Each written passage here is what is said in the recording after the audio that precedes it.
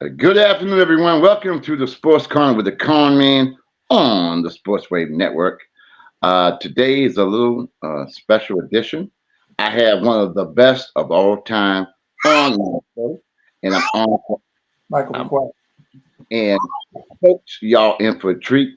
I think he's on right now. Mr. Wally Ali, are you there, sir? I'm here. I'm here, Mike. All right, folks. Let me tell you something about Mr. Wally Ali from my recollection. And I'm here in New Bedford, and I'm scrolling down Facebook, and I see Wally Ali with a good friend of ours, Laurie Gomes, doing an impromptu song. And I said, "Where's the rest of the band?" And he was that good. And then I tried to contact him, which I did. And then him and another good friend of mine, Steve Berg, we did the show on New Bedford Access, which he came on and did a great job. And now I have him on my new network. And folks, you guys have no idea what a treat you guys are going to be in for. But before we go there, Mr. Ali, can you tell the folks a little bit about your history and a little bit about yourself?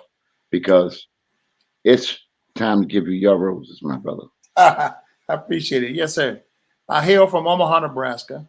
Uh, I started playing guitar when I was 10 years old.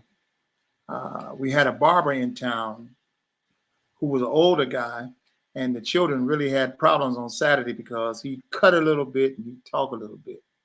So finally, a guy came from the other side of town, opened up the barber shop, and he was cutting hair in 30 minutes. Covadas. Shave it off, line it up, and send you right on out.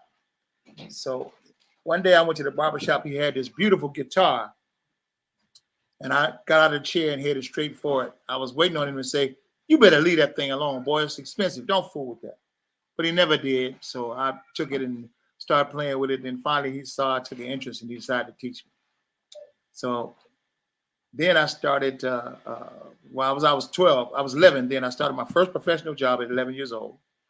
As at Allen's place called Allen's Showcase. My mother had to bring me because I was too young. And I was making more money then than I am now because we're doing floor shows for about 5 minutes. And I make $150 in 5 minutes. Now it takes me all night to make $150. Anyway, so at 17, I got a chance to go to Motown.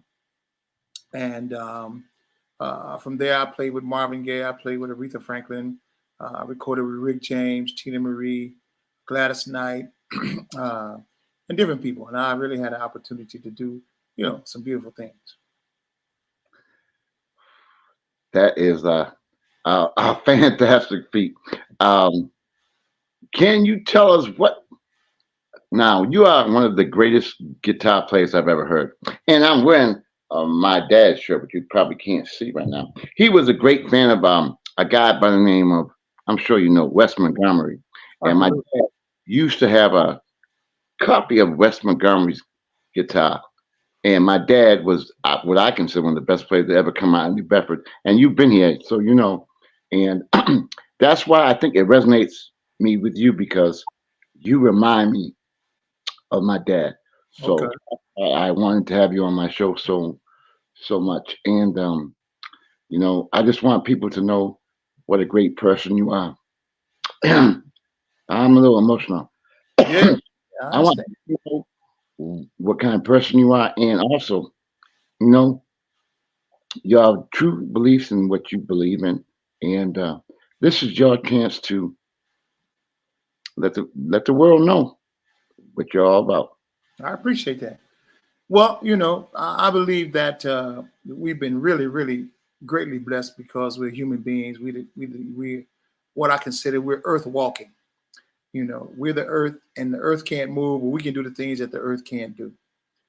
But as a human being, I appreciate everybody, and I really got an opportunity to come to New Bedford. I didn't know that Horace Silver was from is a Cape Verdean. I didn't know he was Cape Verdean, and I believe he was from New Bedford.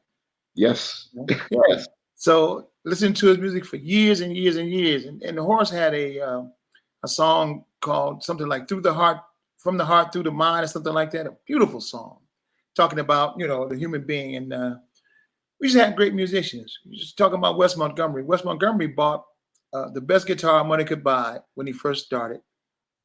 And I got a couple of West stories. He was able to sound good to himself, and that's how he was able to, to do what he had to do. Plus, I was talking to George Benson, and George Benson said Wes was double jointed and he had a thumb. His thumb would reach all the way back to his forearm. And so that's the reason why he was able to play with his thumb the way he was, right? I didn't know that until I talked to George. And then Pat Martino tells a story about Wes. He said he knew Wes Montgomery was coming to town and he wanted to buy an amplifier so Wes could play in it, right? So he said he bought this big amplifier and he put it on stage. And when Wes saw it, Wes said, I don't intend to play that much guitar, right? So yeah, but he was a beautiful cat, man. Beautiful. And just when you think you know about the guitar, here come Wes, right? And now you got Stanley Jordan. He's playing the guitar like a piano. So when you think you know about the guitar, here he comes, you see. So we're really blessed, man. We're really, really fortunate. And we follow the tradition of most of the great, as a matter of fact, when I first started, that's how I got the job. I was playing Wes Montgomery solos note for note. I was playing Bumping on Sunset and different things like that. And matter of fact, they would come and get me to work at some of the clubs because they needed somebody to do exactly that. And that's how I was able to develop my skill. I work with Buddy Miles in Omaha, Nebraska. I work with a brother named Andre Lewis. And matter of fact, we was doing 7 nights a week when I was 14 at a club called, what was the name of that club? Patrick's on the Hill or something like that. So I worked 7 nights a week and I'm making $30 a night, I was making money. Like I said, now I don't know what the heck happened. But it was great. I had a wonderful career. I have a wonderful career. I have an 18-month-old son now, Wow. Yeah, and he's as a matter of fact, my older son just took him out of the room because he was trying to talk. He just spilled soup all over me. But anyway, we hanging out together today. But no, I've been fortunate. Traveling on the road, I got a chance to meet Marvin Gaye. Marvin Gaye was a consummate professional, along with Aretha and all the rest of them. But Marvin, he was just fantastic. And Marvin was a one-woman man. A lot of people didn't know that. That's how I got the job because Marvin's wife was found in the bed with the guitar player. So that's how I got the job. Jan, right? So, but yeah, he was a one-woman man. But, just like all the rest of them, the dope and stuff came into our community and it really messed us up real bad, Most of the football players, ex-football players, were really the drug dealers because, they got injured or whatever the case may be. And they turned into start selling drugs. And they were like part of the band, You see the drug man, he down at breakfast. We all down at breakfast. The drug man there too, So it's amazing, it's an amazing time. But you can't beat the music. I got an opportunity to work with Aretha. Matter of fact, we never rehearsed with Aretha. We always rehearsed with her musical director. And we only saw her one time for the show. And did she put on a show? My God, it was just amazing, just amazing. And the music was just, I have another story. I was getting bored with the gig and we were playing like 6 nights a week. I was getting bored and I was wondering why. Come to find out, I had my amp in back of me and it was on the little legs and it was sitting up and the only person I was hearing was me. So one day the amp wasn't working. I couldn't turn it up to a certain volume. And I listened to the orchestra. I said, they don't even need me. My God, this is just beautiful. 9 horns, 16 strings. You can pull up Aretha Franklin 1978 in Canada, and that's us playing behind her there. We were there for a week. Okay, now, well, let me ask you, what are your famous or your favorite memories going back to Motown? Well, my first story of Motown, I was scared to death because I couldn't read music. And just like my dad could not read music. Wow. My dad couldn't read music either. But if I could hear it, I could play it. But the problem was the Funk Brothers did this every day, so they never rehearsed. So they playing around. It's time for the session. One guy got a girly book and they clowning and talking and I'm waiting to hear the song so I could play it. And I know that this was the end of me because if they had came in and found out that I couldn't read, I know that was it. I was out, you know. Here Mhm. comes they had great arrangers. Hal David, Paul Reiser had great arrangers. So they got this long chart and they put it in front of me, had two music stands to hold the chart up. I said, I'm finished because I don't know what it was Greek to me, right? Mhm. Good thing we had Norman Whitfield as a producer. This is when we did Papa Was a Rolling Stone. Norman Whitfield came in, took the chart, threw it on the floor, said, this is what I want you to play. And a lot of people don't know, but we had 8 guitar players on that song. We had Wawa Watson, myself, a guy named Robert Ward. We had Joe Messina, Eddie Willis, Robert White, and what's that guy? And a guy named Paul Warren. So it was 8 guitar players on there, and we all had just one particular part to play, you know, and it was amazing. Papa was a Rolling Stone for real. Yes, sir. 8 guitar players on there. Eddie Willis just did the chinks, chink, chink, on every song. That was his job. He came to work and he did the chinks. Okay. He came to work with a briefcase and everything. But that's all they did was chink, chink. But it locked the track, you know, all the time, every time. Now, again, this is about me giving you your flowers, your roses, and Appreciate it. I, I know I appreciate you. I just want to know some things that maybe the viewers who might be a little young and don't know Mm-hmm. the history of Motown and all that it encompasses. I wish you could do me a favor and let the people know about Motown, maybe the good, the bad, whatever. Barry Gordy is a genius. He's a great marketer. That was his real forte. He wasn't that, you know, he was a producer and all that stuff too, but his real thing was marketing. Barry started off in a foundry, and he tells a story about it in his book. It's a book called To Be Loved. You might want to get it because it's a beautiful story. But he talks about going to get this job in the foundry, and when he got interviewed, the guy said, Barry, the job that you getting ready to get, it belonged to a woman. So Barry said he worked till noon, and he was so tired of that stuff, he wasn't coming back. But he went home and saw his family, so he came back and worked the rest of the day. See, but the next day he came to the foreman and said, I need to get another job. He said, but Barry, this job belonged to a woman. Barry said, she's a better man than me. I need another job. So he goes and he starts with Chrysler. He's working on assembly line, right?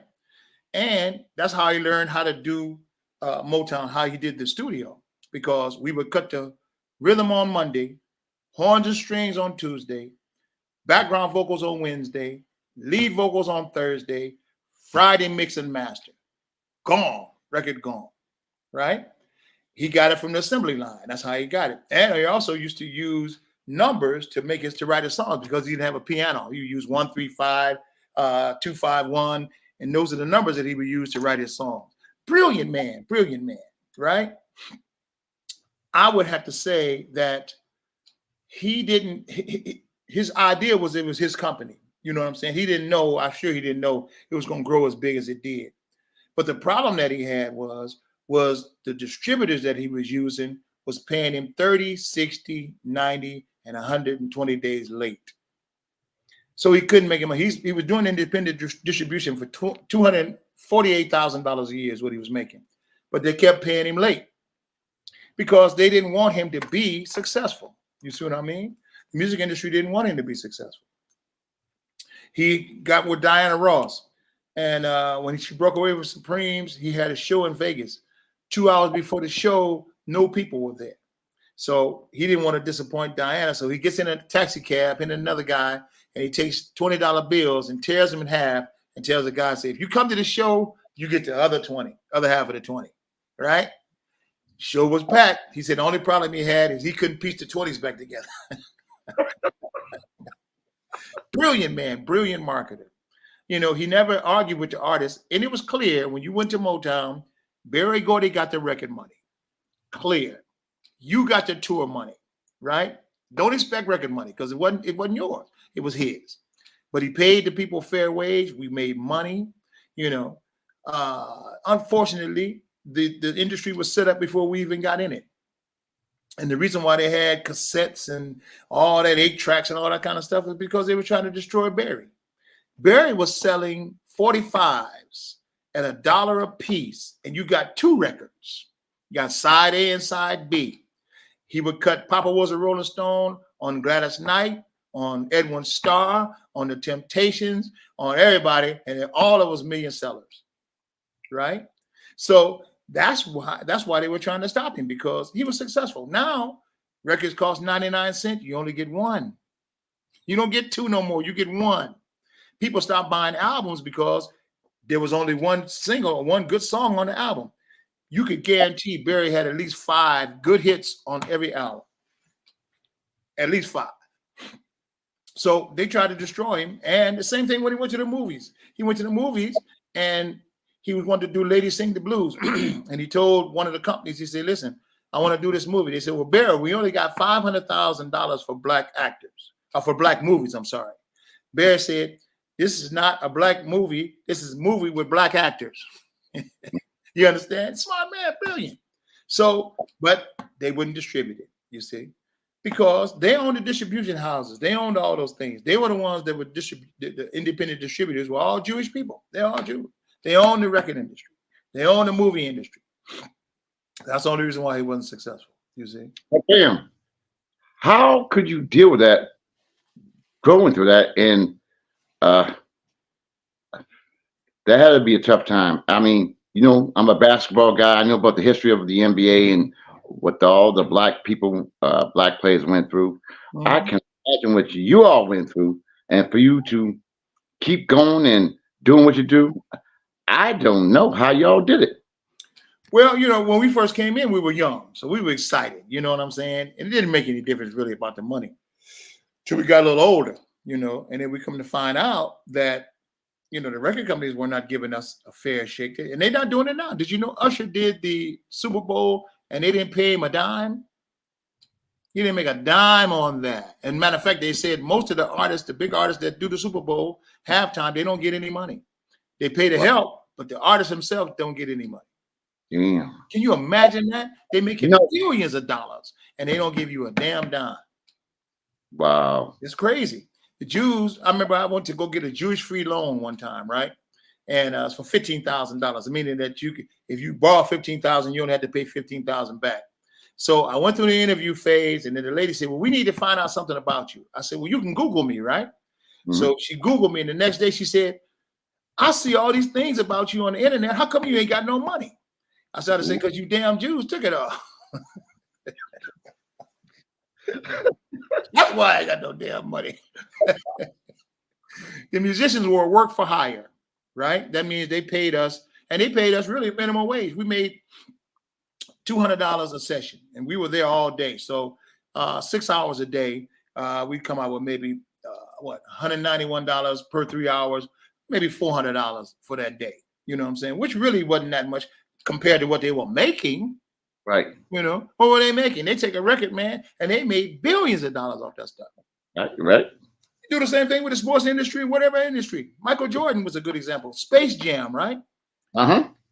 It was just him and Bugs Bunny. What royalties do Bugs Bunny's family get? None. And they made $100 billion on Space Jam. $100 billion. Yes, they did. They paid Michael 0.1%, which gave him $100 million. You see, so it's all, you know, like I said, but the industry was set up before we got there. They already had it set up. They knew what they wanted to do. We just thought we were going to be able to come in there and be fair. It would be a fair shake. No, no. You are an employee. You work for hire. That's how we played it, and that's where it was. You see. Now, Wally, on my show, I like to have my guests make an impact. Before we get into your musical talent, I want you to talk about your religion. I want you to talk about the way the world is today, because I know I've been following you. You have a message to relay. Okay. It's an opportunity. And I know this is probably more important to you than your music. So you got the floor, my brother. Well, the world, like I say, the Jews, let's take it to them. The Jews were given the first revelation, which is the Torah, right? They were given the first revelation. And the reason why they were the chosen people is because God chose them to give the message to the people first. Now they know this, but the people don't know this. I remember being in a steam bath in Los Angeles, and we asked a group of Jews, we said, why didn't you all give the people the message like God asked you to? They said the people wanted fairy tales. So we gave them fairy tales, Hollywood, the rich and the famous. No, not that the people wanted it, that they gave it to them because they didn't want to give the people the truth. You see? The truth is real simple. You know, it's what's in your heart, what you feel. That's the truth of the matter. Anything else is foolishness, you know. So they didn't give the people the message, and that's how they failed to be the chosen people now. You know, they're not chosen people anymore. They were then, but they're not now. Because God chooses people to give the message. And the most important thing, he took us through slavery for a reason. He took us to slavery. It's just like a welder. He sees a piece of iron, and what does he do? He melts it all the way down till it's liquid. And then he can mold it and shape it however he wants. And that's what God did with us in slavery. He melted us down and took us all the way out. We know, dumped everything out. History, culture, religion, everything. And then created another human being, right? We always have been human beings. Matter of fact, I believe that that's why God saved us. Because during the midst of our strife and struggle, we never said there is no God. We said there's got to be a God somewhere, and he's watching this. And that's why God saved us, you see, because we didn't fall in the midst of the trouble. A lot of people will say, where's God at? How come he ain't no God? God got to suffer all this. He ain't no God. Where is he at? You know? So a lot of people didn't understand it. I remember I had a meeting with Ron Karinga. He wrote a book called A Sacred Hosea. And he was trying to tell the people that his book was right up there with the Quran and the Bible, right? Mm-hmm. So he had a preacher on the show, and a Catholic preacher and a Baptist preacher.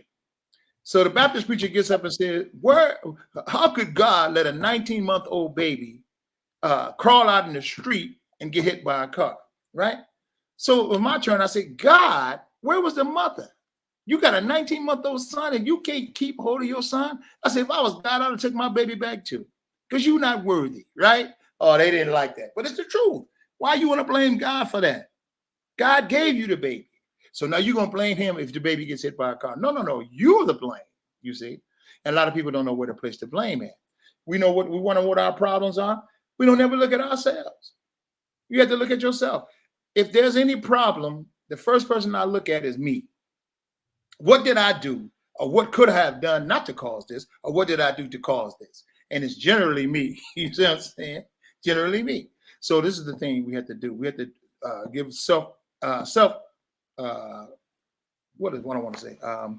inspect self.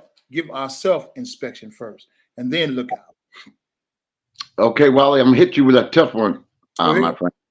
With all the mass shootings and all the mass murders and the guns and the armed rifles and all this, what do you think? Of course, you may not have the answers, but what do you think we as a country should do? What I think that as a country we should do? Yep. First of all, we have to realize why it's happening. They have on the Georgia Guidestones that they want to roll back the population to 500 million. This is right on you can go down to Eden, Georgia. They're right on the Guidestones. They say it's 8 billion people on this earth, but there's 10 billion people here. They don't want you in the cities because they had to spend for electricity. They had to spend for water. You understand? There's only so much they can do in the cities. They're talking about the world is crowded. You can drive 5 miles outside of Boston and you will see. Matter of fact, on the way to New Bedford, when I drive, there's land everywhere.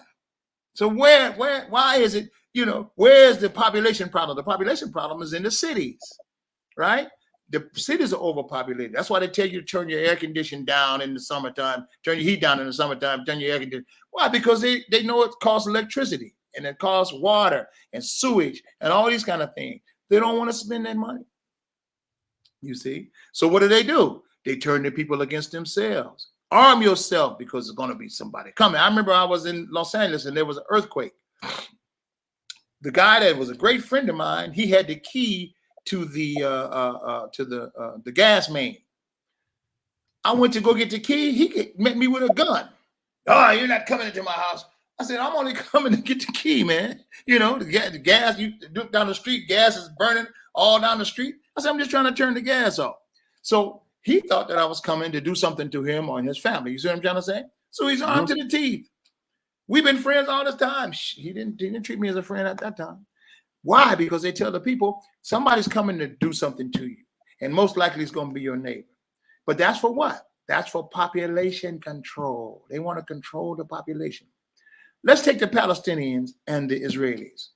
Okay. The Palestinians are having 8.2 children. Palestinians, 8.2 children. Israelis are having 2.1 children. That means in 25 years, they're going to be extinct. There'll be no Israelis. They're not going to even be here because they're not having any children. There's no grandfather and grandmother or great-grandfather, great-grandmother. They're going to be done. They can say whatever they like. They can fight as hard as they want, but the Palestinians will be here.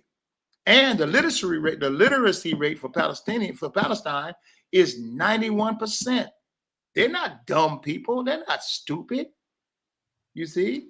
So they're going to outlive the Israelis. You have to worry about that. Attrition is going to take the Israelis out, you know. But I say, let's pray and ask God to just let them build it all the way out and then send an earthquake and swallow it all up. That's just me, right? My wife is from Haiti, right? Yeah. She said that when the earthquake came, the ground opened up and swallowed what was on top of it and then closed back up. Can you imagine that? She said one day it's big buildings up there. She said the next day it was nothing but straight ground because the ground swallowed up and closed back up. See, they don't understand the power of God. They think that this, man, listen, let me tell you something. God can create a whole new universe without using one atom from this one. You don't need none of this, right? So they don't understand the power of God. All they need is a little water, a little fire. You know what I'm saying? That's all God needs, and he'll take care of it. Look at Paradise, California. They wouldn't allow black people in Paradise. They said, no black people here. Paradise, California had a fire and burned up everybody in the city. Everybody. People were trying to get out with their cars. They burn up in their cars. Yes. God don't need much. He just need a little fire, a little water, you know, a little snow. He don't need much to give it to you. And I'm telling you, they wouldn't let. They said, we're not letting black people in this. And it's a good thing black people weren't there because all of them burn up. You know, Wally, I respect you so much. I appreciate that. Tell me why there's so much antagonism, hatred for blacks. Why is that? Because they realize that we're the new leaders. God created a human being in the black people that will rule the world without fanfare. They have tests all the time on the internet where they find a homeless guy and they say, well, I need $1 because I'm trying to get to New York. And the guy's homeless and he gives them the $1. Gives them his $1. That's the human being God created. And they say, well, man, we don't need it here. And they turn around and give him $500 or whatever the case may be. But time and time again, this is the person that these are the people that God have created. We understand what pain is. We went through it already. So we're not going to inflict that on anybody. We can't create the weapons that mass destruction and all that kind of, for what? We're not going to do that. And these are the people that God wants to rule. We just need to wake up. That's all. We need to wake up because we already got it in us. We already got it in us. And that's why they don't want the black people to rule, because they realize there's going to be some justice and some fairness. And they don't want that. They want all the money to themselves.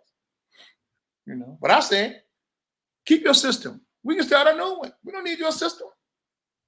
In order for us to be successful in anything as African Americans, and we got 45 million in this country from Texas, Alabama, and Georgia, and we got another 5 million if you count the Africans, the Somalians, and the Haitians and all that. We got 50 million people here. Yes. If you and Britain got 60 million people, they got 10 million more than we got. But they got British Airways, they got Rolls Royce. They just exited from the European Union because they said they want to control their own immigration and their own laws, right?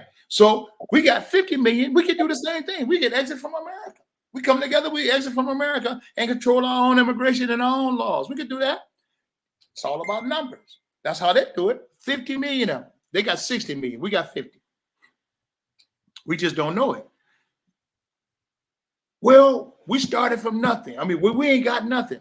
70 years ago, the Japanese were bombed. Nagasaki and Hiroshima was totally bombed. They bombed both of their business centers. Ashes. Now, 70 years later, the Japanese got $4 trillion invested in the American economy. And how many Japanese is here? 1 million. It's just 1 million Japanese here. But every 1 in 5 cars is a Toyota on the road right now. They're not selling them cars in Japan. They're selling them here. Yeah. So we could do it. All we have to do is just understand, in order for us, and we talk about reparations, all that kind of stuff, listen, we need to produce everything we consume. If I produce everything I consume, I'm equal to you. I don't need you. What do I need you for? I'm equal. And that's what we need to be fighting for. Let's fight for equality. That's real. Equality means I'm going to be equal to you. Well, they bombed, what do they call it? Black Wall Street. That'll never happen again. Why? Because Japanese got their life here. Vietnamese got their life here. Everybody got their life here. When they bombed Wall Street, Black Wall Street, it was just us and the Caucasians. Now everybody got that. You can't justify Black Wall Street now. How are you going to tell me I can't do it now? You can't. Everybody's doing it. And most of them are doing it in our community. So I really got a right to do it, you see? Wow. Yeah. Wow. Mm-hmm. Yeah. Wow. Hey, you're giving me some insight, my brother. Wow. I appreciate it, man. I mean, like I said, we just have to start producing everything we consume. And we're producing everything for them anyway. You look at all the things that Black people have created in their industries. The GPS system and all these kind of, look at that movie Hidden Figures. All those things were done by us. So why do we need to keep doing it for somebody else? Why do we need to keep going to their colleges and we don't get anything back but a CEO job, maybe a vice president job? What the hell is that? We need to stop it. Then the education is coming from not only without in, education comes from within out. And they prove it every time. Like I said, we prove it because we create most of the stuff that they're using now. We did it ever since slavery. We just don't understand how powerful we are. I'm so glad, man, because now you're giving people some wisdom. Some knowledge. Well, you know what? That's what people don't understand. That's what our religion says. The information doesn't belong to me. It belongs to you. You see? That's what they meant when they said Jacob stole his brother's birthright, meaning he stole the information and he wouldn't give it back. Our religion tells us that the information that I have, if I have it, it belongs to you. And information you got, if you have it, it belongs to me. It's my birthright. Knowledge and information is your birthright. It belongs to you. It doesn't belong to me. You see? So that's why I can give it freely, because it's not mine. I'm gonna be here. I'm gonna be dead one day, and the information ain't going nowhere. It's gonna be here. It doesn't belong to me. Wow. Yes. Woo. I didn't expect all this, man. I appreciate you got me speechless, but you know, again, as I said, the reason why I wanted you on my show was to give you just giving you your flowers. I appreciate it. I really And do. else you want to relay to the viewers, because believe it or not, this is going to go countrywide. So I want you to say whatever you got to say, and then we can do a little bit of music, if that's okay. Well, what I want to say is simple. Like I said, let us get together. We got freedom, right? At least from chains, right? We got justice because it used to be 2 laws, Jim Crow law and their law. Now it's only 1 law, you know? I mean, as early as the 70s, if the police would call, your wife called the police on you, your girlfriend called the police on you, it was guaranteed you're going to jail. Mm-hmm. Not now. If you got a scratch on you and she ain't got a scratch on her, guess what? She's going to jail, not you. And that's just recent, like I say. So we got freedom and we got justice. All we need now is equality. In order to get equality is that I produce everything I consume. I was in the Nation of Islam for 3 years. Elijah Muhammad took people from dope. He took the dope needle out of their arms. He took the whole uniform off. He took the pimp uniform off and gave us new uniforms, Fruit of Islam uniforms, and the women had uniforms. He was able to do that, and he only had a third grade education. So imagine what the people with the education that they have now. I mean, we got PhDs galore. What should we do now? We need to use it for our own selves. That's what we need to do first. Not trying to be black and say I can't share it. No, let's take care of ourselves first. Ain't that what they say? The first law of nature is self-preservation. Let's preserve ourselves first, and then we'll share it. We're not greedy. Black Panther was a great movie because it told you what it was. What did it say? It said, it's time for us to share it with the world. But they took care of Wakanda first, didn't they? Took care of Wakanda. Now, what is Wakanda for us? George Washington Carver's Wakanda. Huh? 300 products from a peanut. Huh? He made rubber from sweet potatoes. That's Firestone. That's Bridgestone. That's tires. George Washington Carver. And nobody ever patented it because he wouldn't let them. They asked him, so, Mr. Carver, what about patents? What's happening with patents? Mr. Carver said, I don't have time to be worried about that. My goal is to make sure that the guy has a plate of nutritious food in his house. What he was saying was, I'm not going to let you take my idea and put it on a shelf and kill it. I'm going to put it out for the world to get it. And that's what he did. And to this day, nobody's ever able to patent what he did. It was Carver who got Ford a Ford a minute off the assembly line. George Washington Carver did that. Huh? You talking about Wakanda? No, vibranium. That's vibranium, man. That's vibranium. We got it. And then, like I say, they be laughing at us because they already know we got it. We just don't know we got it. They put that stuff out there to laugh and say, this fool ain't woke up yet. He don't understand that I'm talking about him. This is him. Our ancestors. They did these things. You see. So that's what I wanted to share. Now I got to ask you, the dichotomy is you have that religious base and then you have that musical base. How they intertwine? It's all about the human being, right? In the word heart is the word art, is the word hear, and the word ear. In the word heart, right? So from your heart comes all these things. When they talk about, say a scary movie, what they do when you have a scary movie, right? They put a heartbeat underneath where you can't hear it. And then when they go to the scary scene, they speed up the heartbeat. They understand. This is all culture. Your heart is the basis. Every instrument was created from the heart. Drums, the heart created the drums, and then the drums created every other instrument. Even trombone, all that stuff, the basis of all those instruments are from the heart. I'm gonna hit you up with another question. Yes, sir. All right, I'm keeping it real. You know how I am.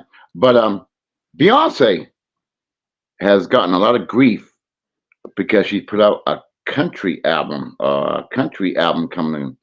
And I just heard this morning that the roots of country is from us. Exactly. Ray Charles did country. Did they give him any grief? He didn't give him no grief. Come on, man.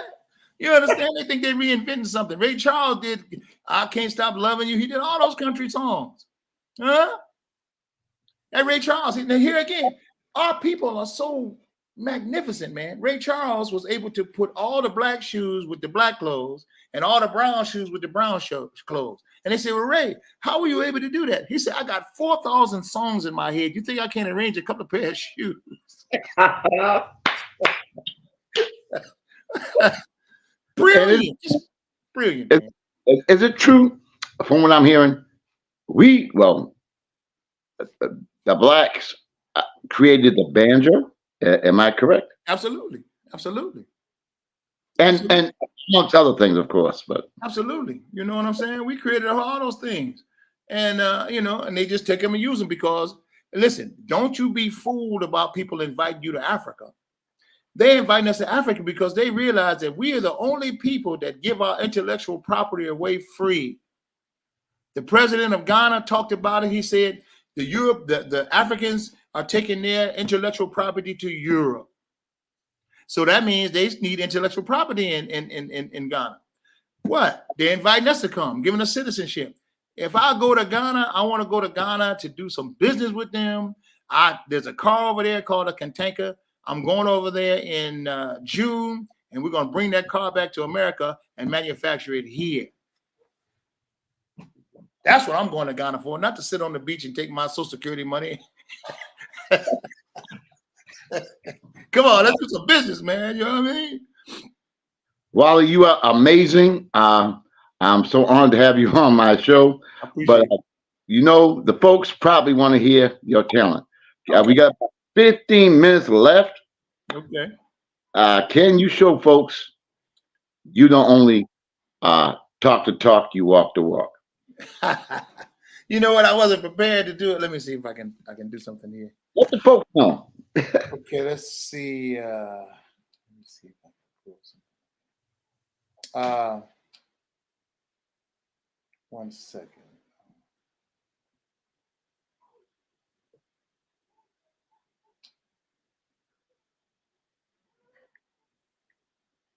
Okay, this is a.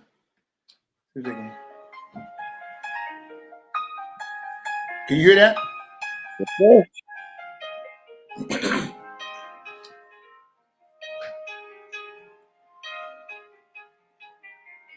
She elevates my mind as it travels down through time, and she makes me know the possibilities for making strides.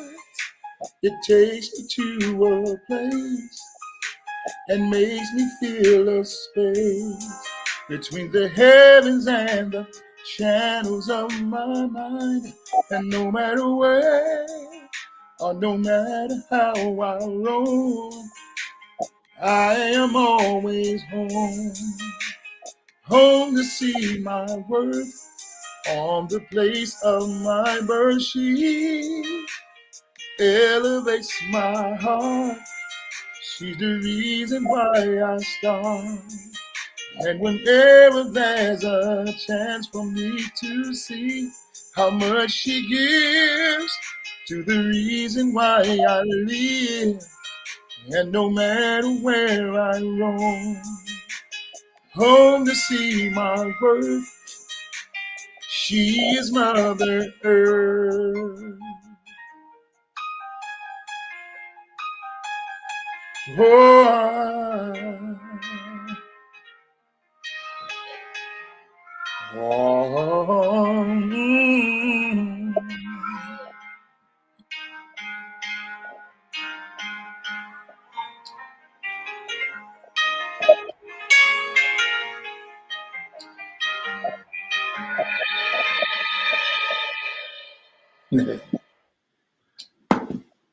Ooh. Yeah, my son, my middle son produced that song for me. And I have 3 sons that do this. My oldest son, he does all my tracks mainly. And I have a young son that's here with me living. He's a guitar player and singer. So you'll all get a chance to hear from him pretty soon, too. I call him the day walker. He got all my strengths and none of my weaknesses. I tell you what, man, you've been blessed. I most certainly have, brother. I tell you, if I prostrated all day, it wouldn't be enough. It really wouldn't be enough, you know. Thank God, man. I'm so fortunate to have friends like yourself and other people, man. I'm telling you, my life is just wonderful, man. It's wonderful. You know, that song resonated with me, as you know, about my dad and stuff. So, I'm kind of at a loss for words. I want to thank you so much for coming on. You didn't have to. I think I was sorry. I had to, brother. Thank you. But I had the hardest time trying to get on because I was trying to get on, and then they said you need to use Safari, and then they flipped it and said, "No, you have to use Chrome." So I got them both. So I used Chrome. I said, "I'm gonna get on this show. You're not gonna stop me. I'm coming on." Well, you know something? I want to give you the highest praise and I will promote this show that you've done with me because you didn't have to, and I'm honored and blessed to have you as a friend. I saw you again at the Airport Grill in New Bedford, Yes, sir. and yeah, you and your good friend, our friend Larry Gomes, and I just I brag about you. I say you are very special, and if there's anything I can do, if you got something coming up, feel free to contact me. You have an open invitation on my show anytime and anywhere. I appreciate it, brother. Thank you very much. And may God bless you and continue to bless you. I love you and I appreciate you. And thank you for having me on your show because you didn't have to. Well, I love you more. I All right. appreciate that. Thank you. Thank you so much for coming on my show. Uh, Absolutely. Ladies and gentlemen, I want to thank my very special guest, Wally Ali. He is one of Motown's finest, and I'm honored and blessed to have him come on my show. Stay tuned because I think we're going to be hooking up together very soon. Y'all have a good day. God bless and take care. Thank you, Wally. Thank you, brother. Thank you.